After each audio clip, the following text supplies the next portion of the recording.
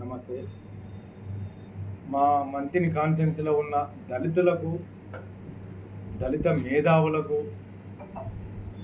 దళిత ప్రొఫెసర్లకు, దళిత జాతికి సంబంధించిన అందరినీ నేను ఈరోజు ఏ పార్టీలో ఉన్న నాయకులైనా మా దళితులే. పార్టీలు వేరైనా కానీ మన జాతి ఒక్కటి కాబట్టి నా జాతి బిడ్డలను ఈసారి అడగడానికి చిన్న ఉదాహరణ. నిజంగా కేసీఆర్ తెలంగాణ రాష్ట్రంలో పుట్టుడు ఒక గొప్ప వరం, మనకు దేవుడు ఇచ్చిన వరం. కేసీఆర్ లాంటి వాళ్ళు తెలంగాణ రాష్ట్రంలో పుట్టుడు ఎందుకు అనంటే, స్వతంత్రం వచ్చిన నుండి ఎంతోమంది ప్రధానమంత్రులు అయినరు, ఎంతోమంది సీఎంలు అయినరు. అయినా కానీ ఏ ఒక్కరు దళిత జాతిని పట్టించుకోకుండా మనలో ఒక ఓటు రూపకంగానే చూసి ఓట్లు వేయించుకొని తర్వాత ఆవలబడి మన జాతిని ఆగం చేసిండ్రు. నా మేధావులు, నా దళిత సింహాలు అనేవాళ్ళు ఒకసారి ఆలోచించాలి. ఏ పార్టీలో ఉన్నా కానీ మన దళితులను పట్టించుకున్న పార్టీలు ఏమన్నా ఉన్నాయా? మన దళితులను పట్టించుకొని ఇప్పుడు పెట్టిన దళిత బంధు పథకం లాంటి పథకాలు 70 ఏళ్ళ కింద పెడితే ఈరోజు దళితుడు గరీబు అనే స్థానంలో ఉండకపో. నా జాతి బిడ్డలు ఒక్కసారి ఖచ్చితంగా ఆలోచించాలి. కేసీఆర్ లాంటి దళిత బంధు పథకం లాంటి పెట్టిన పథకాలు 70 ఏళ్ళ కింద పెడితే ఈరోజు దళితుల ఇళ్లలా గరీబుతనం అనేది ఉండకపో. ఇంత దౌర్భాగ్య స్థితిలో మనం ఉండకపోదు. ఎందుకు పెట్టలే? ప్రధానమంత్రులు అయినరు, రాష్ట్ర ముఖ్యమంత్రులు అయినరు.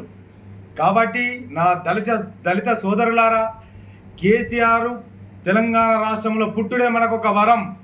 దళిత బంధు అనేది 10 లక్షల పథకం పెట్టిండు. ఎంతోమంది ముఖంలో చిరునవ్వు చూసిండు. మొన్న సుతా ప్రభుత్వం, కాంగ్రెస్ ప్రభుత్వం ఏర్పడినాక కూడా మేము రాష్ట్ర ముఖ్యమంత్రి రేవంత్ రెడ్డి గారి నుండి మొదలుకొని ఎంపీడీఓ ఆఫీసు వరకు విడతి పత్రాలు ఇచ్చుకుంటా, 2వ విడత సెలెక్ట్ అయిన లబ్ధిదారులను ఎంబటి ఆ పథకం కొనసాగించాలని మేము కోరితే, ఆఫీసుల చుట్టూ తిరిగితే 5 నెలల నుండి మన దళితుల మాట తీయకుండా ఉన్న ప్రభుత్వం ఇది, ఇప్పుడున్న ప్రభుత్వం. అదే కేసీఆర్ దగ్గరికి ఒక్కరోజు పోగుడుతోటే, బిడ్డ బాధపడకుర్రి, నేను వస్తున్నా, అదే అంబేద్కర్ బొమ్మ కాడ 1,30,000 మందితోటి ధర్నా కూసుంటా అని మాకు కొండంత ధైర్యం ఇచ్చిన కేసీఆర్కు ఖచ్చితంగా ఈ రోజు నుండి పూర్తి మద్దతు తెలియజేస్తున్నామని ఈ కాన్ఫరెన్స్లో ఉన్న ఏ పార్టీలో ఉన్నా కానీ దళిత బిడ్డలు మంచి హృదయంతోటి ఆలోచించి మన భవిష్యత్తును ముందుకు పంపే నాయకుడు ఎవరు అనేది ఆలోచించి, అది కేసీఆర్ తోటే సాధ్యం. కాబట్టి అందరము కలిసి 10 మండలంలో ఉన్న దళిత బిడ్డలము అందరి తరపున ఈరోజు పూర్తి మద్దతు కొప్పుల ఈశ్వరన్న గారికి, కేసీఆర్ గారికి ఇస్తున్నాం. ఇంకొక ముఖ్య విషయం ఏమిటంటే, మన పెద్దపల్లి పార్లమెంటు నిజంగా ఇంకా రాజుల కాలం నాటి పాలన జరుగుతుంది. ఎందుకు అని అంటే, తాత పోతే తండ్రి వచ్చిండు, తండ్రి పోతే కొడుకు వచ్చిండు. రేపు ఇప్పుడు వెంకటస్వామి, వివేకు వాళ్ళ పెద్దనాన్న, ఇప్పుడు వంశీ, ఇంకొక 3-4 ఏళ్ళు ఆగితే వంశీకి ఏమన్నా కొడుకు పుడితే ఆయన వస్తాడు. అప్పుడు ఎంగు తరం వస్తుంది, నిప్పుల నుంచి మండుకుంటూ వస్తాడని వాళ్ళు చూపిస్తే మనం ఓట్లేసుకుంటా పోవాలా? ఇదే మాదిగ జాతిని అవమానించినట్టు కాదా? ఎందుకు ఒకటే ఇంట్లో 3 పదవులు ఇచ్చినావు అంటే మా మాదిగిళ్ళల్లో మా మాదిగి జాతిలో పోటీ చేసే నాయకుడే లేడా? మమ్మల్ని కించపరిచినట్టు కాదా? ఇది ఒకసారి నా దళిత బిడ్డలు ఆలోచించాలి, నా దళిత సోదరులు ఆలోచించాలి. మన దళితులను ఇంకా తొక్కుకుంటూనే ఉన్నది ప్రభుత్వం. కాబట్టి ఖచ్చితమైన నిర్ణయం తీసుకొని కారు గుర్తుకు పూర్తి మద్దతు ఇద్దాం. నా దళిత సోదరులారా, ఒకటి, కాంగ్రెస్ ప్రభుత్వం దళితులను ఎంత దొక్కుతుందంటే నిదర్శనం చెప్తా. ఇంకొకటి చిన్నది, అద్దంకి దయాకర్ అన్న తెలంగాణ రాష్ట్ర పోరాటంలో నెంబర్ 1 పాత్ర పోషించాడు. వెనుకబడిన కాంగ్రెస్ పార్టీని ముందుకు తీసుకొచ్చి అధికారంలో కూర్చుండబెట్టిన దాంట్లో నెంబర్ 1 పాత్ర పోషించాడు అద్దంకి దయాకర్ అన్న. మరి ఎందుకు ఇవ్వలే అద్దంకి దయాకర్ అన్నకు ఎమ్మెల్యే పదవి? ఎందుకు ఇవ్వలే ఎంపీ పదవి? అక్కడ తొక్కుడు కాదా? మా దయాకర్ అన్నను, మా జాతి బిడ్డను తొక్కుడు కాదా? ఒక రెడ్డి గురించి ఇంకో రెడ్డిని తిట్టినందుకు ఈరోజు మా జాతి బిడ్డను అనగదొక్కుతుండ్రు. కాబట్టి నా దళిత సోదరులారా ఆలోచించుండ్రి. అద్దంకి దయాకర్ అన్ననే తొక్కుతాండ్రు. ఇందులో మనకు స్వేచ్ఛ ఉండదు.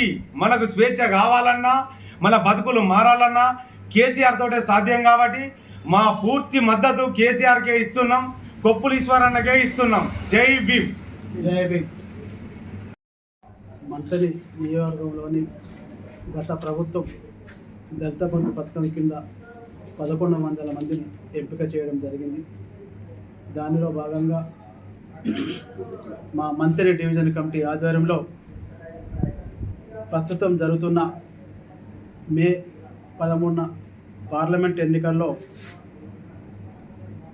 ప్రెస్ మీట్ ద్వారా దళిత బంధు కుటుంబ సభ్యులందరికీ తెలియాలని చెప్పి ఈ యొక్క ప్రెస్ మీట్ ఏర్పాటు చేయడం జరిగింది. ఈ ప్రెస్ మీట్ యొక్క ముఖ్య ఉద్దేశం, గత ప్రభుత్వం దళితులు ఆర్థికంగా సామాజికంగా ఎదగాలనే గొప్ప సంకల్పం లక్ష్యంతో గత ప్రభుత్వం కేసీఆర్ గారు 1,30,000 కుటుంబాలను లబ్ధిదారుల ఎంపిక చేయడం జరిగింది.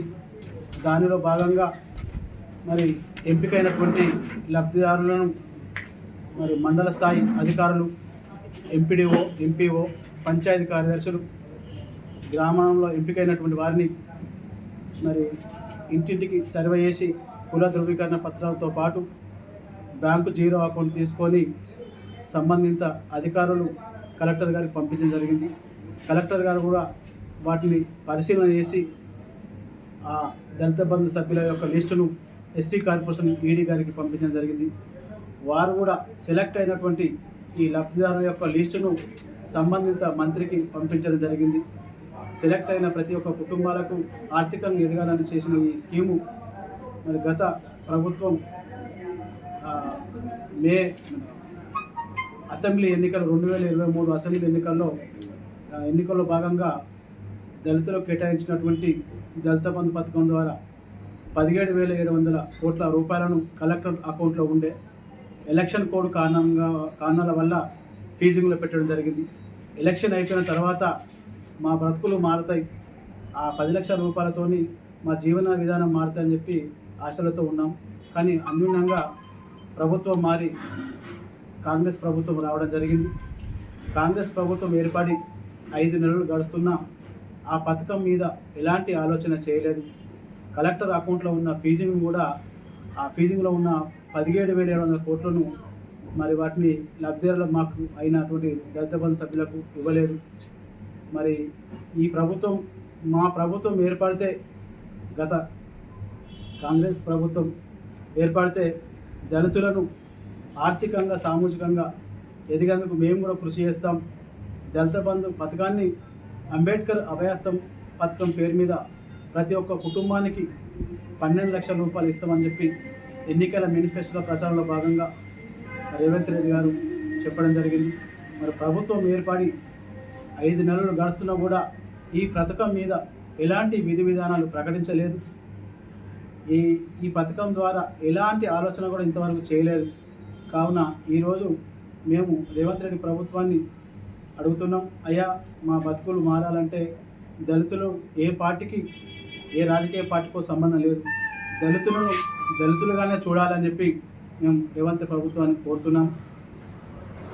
ఈ రేవంత్ ప్రభుత్వాన్ని కోరుతూ మేము ఏం చెప్తున్నామంటే, మీరు ఎన్నో వేదికల మీద మరి 6 గ్యారంటీలు, 13 హామీలు, రైతులకు 2 లక్షల రుణమాఫీ కోసమే ఈ పార్లమెంట్ ఎన్నికల్లో వేదికల మీద మీరు కానీ మీ మంత్రులు కానీ చెప్తున్నారు తప్ప మరి దళిత బంధు పథకం కొనసాగిస్తారా లేక అంబేద్కర్ అభయాస్తం పేరు మీద 12 లక్షల రూపాయలు ఇస్తామని చెప్పి ఈ వేదికల ద్వారా ఎక్కడ కూడా మీరు చెప్పలేదు. ఇదిగాక మన తెలంగాణ రాష్ట్రంలో 17 పార్లమెంట్ స్థానాలకు గాను 3 ఎస్సీ రిజర్వులు అయినాయి. ఈ 3 ఎస్సీ రిజర్వుల్లో కూడా మాది ప్రజా పరిపాలన, పేదల ప్రభుత్వం, మరి ముఖ్యంగా దళితులను హక్కును చేర్చుకునే ప్రభుత్వం. ఈ రాష్ట్రంలో దళితులు ఆర్థికంగా సామాజికంగా ఎదగాలంటే అది మా కాంగ్రెస్ పార్టీతోనే సాధ్యమవుతుందని చెప్పి మీరు ఎన్నికల్లో భాగంగా చెప్పడం జరిగింది. కానీ ఇంతవరకు మీరు ఏం కార్యాచరణ చేయలేదు. ఈ మాల మాదిగలు ఒక అన్నదమ్ముల మాదిగా కలిసిమెలిసి ఉండే మా కుటుంబాలను విచ్ఛిన్నం చేయాలని చెప్పి ఒక కుట్రపూరితమైన, మోసపూరితమైన ఆలోచన విధానంతో మరి 3 స్థానాలు కూడా ఒక వర్గానికి కేటాయించి మాల మాదిగల మధ్యలో చిచ్చుపెట్టి రాష్ట్రంలో అలజడి సృష్టించి ఈ పథకాన్ని పక్కదారి పట్టించాలనే ఒక పన్నాగం చెప్ప వీళ్ళ వేరే ఉద్దేశం కనబడతలేదు. ఎందుకంటే మీ ఆలోచన విధానం అర్థమైపోయింది. మాకు లబ్ధి చేస్తా అనుకున్నాం. 80 లక్షల పైగా ఉన్న మాదిగ కులానికి సంబంధించిన వాళ్ళకు ఒక్కరు కూడా మీ పార్లమెంట్ స్థానాలు కేటాయించాలి అంటే ఏ విధంగా మమ్మల్ని అణచదొక్కబడుతుందో అన్నది దీని ద్వారా తెలుస్తుంది. మరి ఇప్పటికైనా మీరు మా మీద కపట ప్రేమలు వలకబోయకండి. రానున్న రోజుల్లో మరి దళితులమంతా ఐక్యతగా మరి మా కోసం నిరంతరం కొట్లాడుతున్న గత మాజీ ముఖ్యమంత్రి 1,30,000 కుటుంబాల పక్షాన నేను నిలబడి ట్యాంక్ బండ్కు ఎదురుగున్న అంబేద్కర్ సాక్షిగా మీ తరపున నిరాహార దీక్ష చేస్తా అని చెప్పి అంటున్న మరి మాజీ ముఖ్యమంత్రి కేసీఆర్ గారికి, అలాగే ఈ 17 పార్లమెంట్ స్థానం నుంచి పోటీ చేస్తున్న పార్లమెంట్ అభ్యర్థులకు మా మంత్రి డివిజన్ దళిత సంఘం మంత్రి డివిజన్ నుంచి దళిత బంధు సాధన కమిటీ ఆధ్వర్యంలో పూర్తి మద్దతు తెలపాలని చెప్పి ఆలోచన చేసినాం.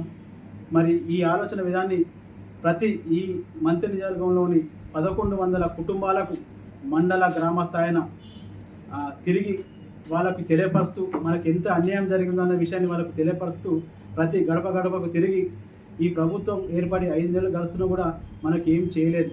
మరి మన బతుకులు ఇంకా మారే ఆలోచన లేదు. కనుక ఈ ప్రభుత్వానికి మనం ఓటు వేసినా దండగే. కనుక ఈ మోడీ ప్రభుత్వం ఒక పక్క రిజర్వేషన్లే తీసేస్తా అంటాను. ఆ బడే బాయికి ఈ చోటే బాయి మద్దతు తెలుపుతుంది. అందుకనే ఈ ప్రభుత్వానికి మనం ఓటు వేయద్దు. పార్లమెంటులో తెలంగాణ వాడి వేడి వినిపించి మన హక్కుల కోసం పోరాడే ఏకైక పార్టీ ఏదంటే అది బీఆర్ఎస్ ప్రభుత్వం, బీఆర్ఎస్ పార్టీ అని చెప్పి నిర్ణయానికి వచ్చినాం. కాబట్టి ఈ పార్టీకి మద్దతు తెలపని ఆలోచిస్తున్నాం. అయ్యా, ఒక చిన్న మనవి, మీరు గతంలో ఒక ప్రెస్ మీట్లో ఒక మాట మాట్లాడారు, రాజ్యాధికారం చేయాలి.